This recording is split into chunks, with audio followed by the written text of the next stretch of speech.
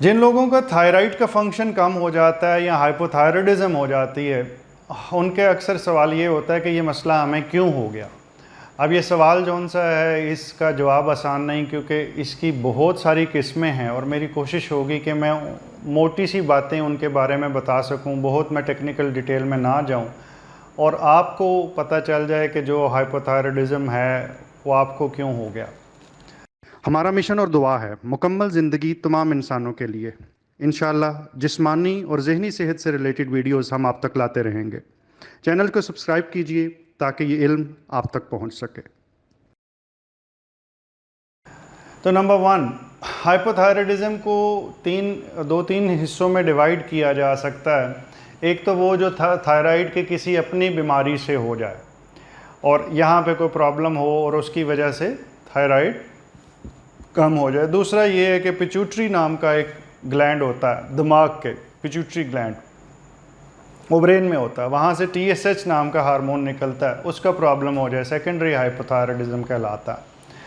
और फिर अगर उससे भी ऊपर एक पुर्जा होता है दिमाग में, हाइपोथैलेमस लगा हुआ, उससे हो जाए तो उसे हम टर्शरी कहते हैं।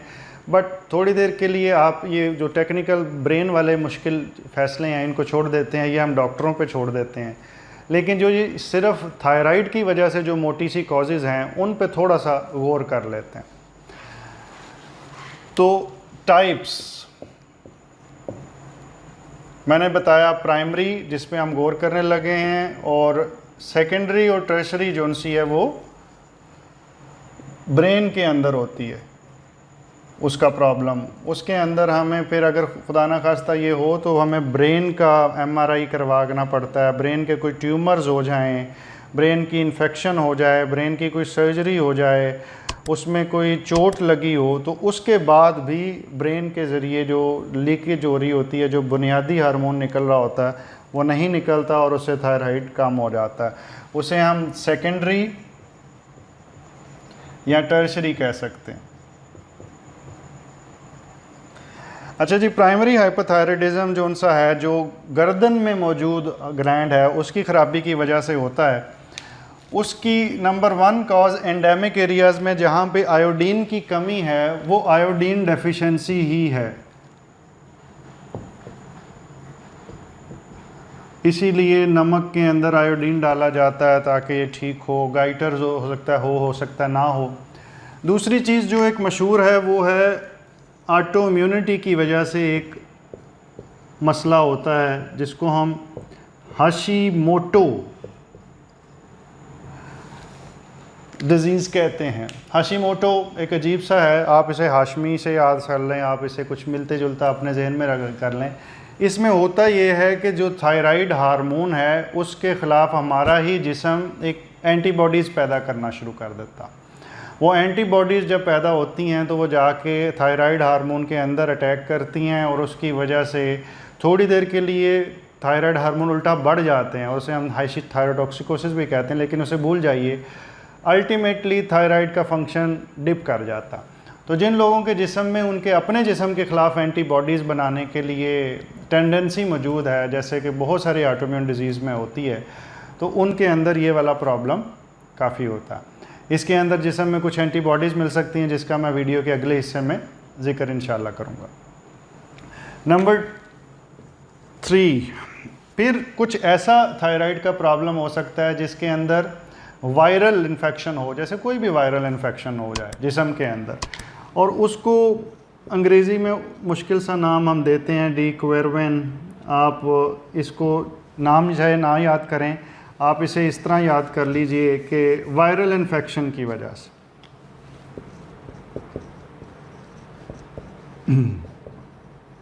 इसकी एक अच्छी चीज़ ये होती है कि ये बाद में ठीक भी हो सकता है, ज़रूरी नहीं है सारी उम्र के लिए हमारे पीछे पड़ गया। फिर कुछ लोगों को इसके साथ हो जाता है पोस्टपार्टम, यानी कि प्रेगनेंसी के बाद। नाम ये भी मुश्किल है, मैं ओरिजिनल नाम लिख रहा हूँ ताकि जो लोग टेक्निकल हैं वो उनको पता चल जाए। और फिर इसका आसान तरीके से ये क्या है कि प्रेगनेंसी के बाद, हमल के बाद 1 साल के अंदर अंदर बाज़ का थायराइड कम हो जाता है, उसे हम प्रेगनेंसी रिलेटेड या पोस्टपार्टम हाइपोथायराइडिज्म कहते हैं, और ये भी ज़्यादातर रिकवर हो जाता। फिर कुछ ऐसी कंडीशन होती है जिसके अंदर थायराइड का हार्मोन चेक करने पे ज़रा सख्त सा हो जाता है और टेंडर भी हो सकता है। इसको कहते हैं रिडल्स थायराइडाइटिस। ये इतना कॉमन नहीं है तो इसके लिए परेशान होने की ज़रूरत नहीं। ये सख्त होता है तो बाज़ इसको चेक करते हुए लोगों को ये गलत फहमी होती है खुदा न खास्ता थायराइड का कैंसर ना हो, लेकिन बाद में पता चलता है कि ये एक थायराइडाइटिस की टाइप है और उसका तरीका इलाज, उसका डायग्नोसिस कुछ मुख्तलिफ है। उसके अंदर कुछ ख़ास टेस्ट भी करवाने होते हैं, वो इम्यूनोग्लोबुलिन्स की ख़ास टाइप देखनी होती है, और ये दूसरी बीमारियों से भी एसोसिएटेड होता है। उस वक़्त अमूमी तौर पे जिस्म में कुछ और भी अलामतें आ रही होती हैं। तो इसकी सूरत में तो अमूमी तौर पे ये कि शायद गर्दन में एक थायराइड की जगह पे, ये वाली जगह पे आपको सख्त सी स्वेलिंग महसूस हो सकती है, जिसका फ़ैसला फ़ौरी तौर पे ख़ुद नहीं करना, आपने अपने फिजिशियन के पास चले जाना। इसके बाद कुछ ऐसी दवाइयाँ हैं जिनके ज़रिए ये हो सकता है, और उन दवाइयों का नाम मैं जो उनसे वो अलहदा लिखना चाहूँगा क्लियरली बड़े अल्फाज में, क्योंकि बाज़ का ये दवाइयाँ ऐसी हैं कि अगर इनको बंद कर दिया जाए तो जान छूट सकती है। इनमें से एक दवाई है जो हम दिल के, अगर कोई दिल बेरब्त हो गया हो, किसी का दिल ठीक नहीं चल रहा, तो उसको दे रहे होते हैं, एमियोडारोन।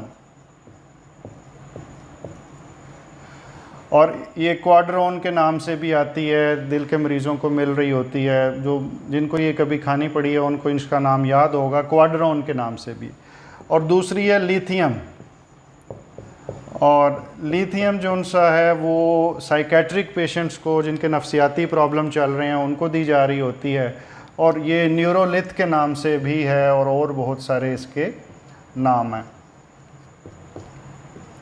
अब इसके अलावा कुछ और बीमारियां भी हैं जिनके अंदर हो सकता है, अगर किसी को स्क्लेरोडर्मा है या उसको सिस्टिनोसिस वगैरह, लेकिन ये रेयर डिजीज़ हैं, उनका भी आम इंसान को याद करने की कोई ज़रूरत नहीं।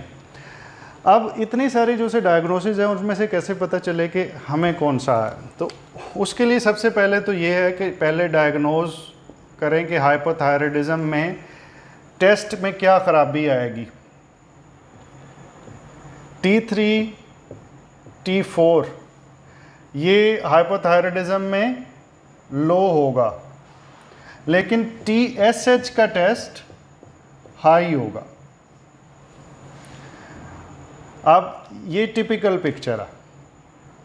बाज़ ऐसा होता है कि TSH आपको हाई मिलता है, लेकिन ये नॉर्मल रेंज में मिलते हैं। ये इसको हम कहते हैं सब क्लिनिकल हाइपोथायराइडिज्म। मसला है लेकिन थोड़ा है, और इसका फ़ैसला भी फिजिशियन करेगा।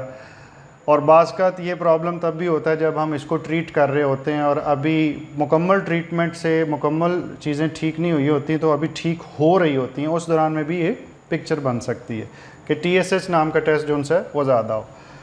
फिर कुछ एंटीबॉडीज़ के टेस्ट भी जो उनसे हैं वो इसमें करवाए जाते हैं, जिसके अंदर TPO एंटीबॉडी है, थायरोग्लोबुलिन के ख़िलाफ़ एंटीबॉडी को देखा जाता है, और उन एंटीबॉडीज़ को इंटरप्रेट कैसे करना है वो भी वंस अगेन आपकी क्लिनिकल हिस्ट्री, उस वक़्त की सिचुएशन, बाकी मसाइल, उनकी बुनियाद पे किया जाता।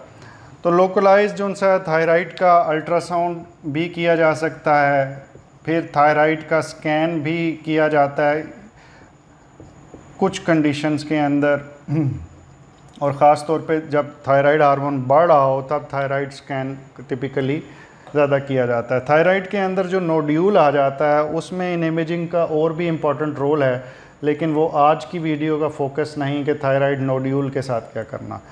मैंने सिर्फ अपने जो स्वेलिंग वाले पेशेंट्स हैं जिनको थायराइड का भी प्रॉब्लम है उनके लिए ये आगाही के लिए वीडियो बनाई है।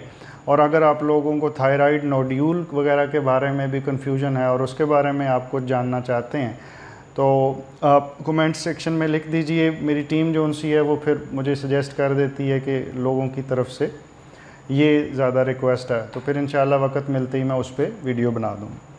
अल्टीमेटली ट्रीटमेंट की बात आ जाती है। ट्रीटमेंट के अंदर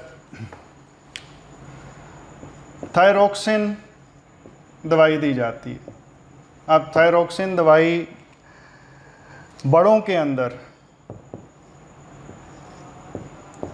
हमेशा याद रखिएगा कि वो थोड़ी डोज से शुरू करनी है और आहिस्ता आहिस्ता बढ़ानी है। इसको अचानक ही हैवी डोज में या फुल डोज में नहीं देना, क्योंकि अचानक जिस्म को आदत नहीं होती सारे हार्मोन्स की, हार्मोन अचानक ज़्यादा मिलते हैं तो दिल अचानक तेज़ी से धड़क सकता है और उससे वो बेरब्त भी हो सकता। तो ये इम्पॉर्टेंट है बड़ों में। बच्चों के अंदर अमूमी तौर पे आप थोड़ी ज़्यादा डोज में शुरू कर सकते हैं अगर उनको ज़रूरत है, क्योंकि बच्चों के अंदर दिल के अमराज अमूमी तौर पे नहीं होते, खून की नालियों में चिकनाई नहीं जमी होती, तो बड़ों का इम्तहान नहीं लेना। तो अगर थायराइड का प्रॉब्लम आ भी गया है तो पहले दिन ही 4 गोलियां 3 गोलियां इस्तेमाल नहीं करनी, स्लोली उनको बढ़ाना है।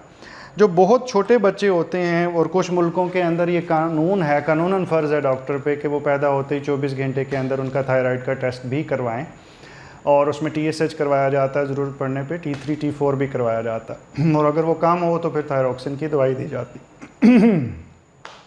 लेकिन पाकिस्तान के अंदर ये ऐसा कोई कानून मेरे इल्म में नहीं है, और बच्चों का TSH T3 T4 का टेस्ट तब करवाया जाता है जब ज़रूरत इसकी महसूस की जाए।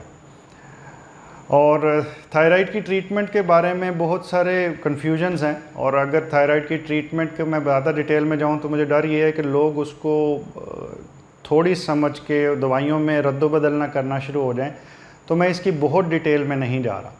लेकिन थायराइड की मैंने जो ये इनिशियल एहतियात बता दी, ये असूल जो उनसे हैं ये आप सबके जहन में होने चाहिए। अपना बहुत ख्याल रखें। अल्लाह ताला आपको मुकम्मल ज़िंदगी दे और दूसरों की ज़िंदगी मुकम्मल करने का शर्फ अता करे।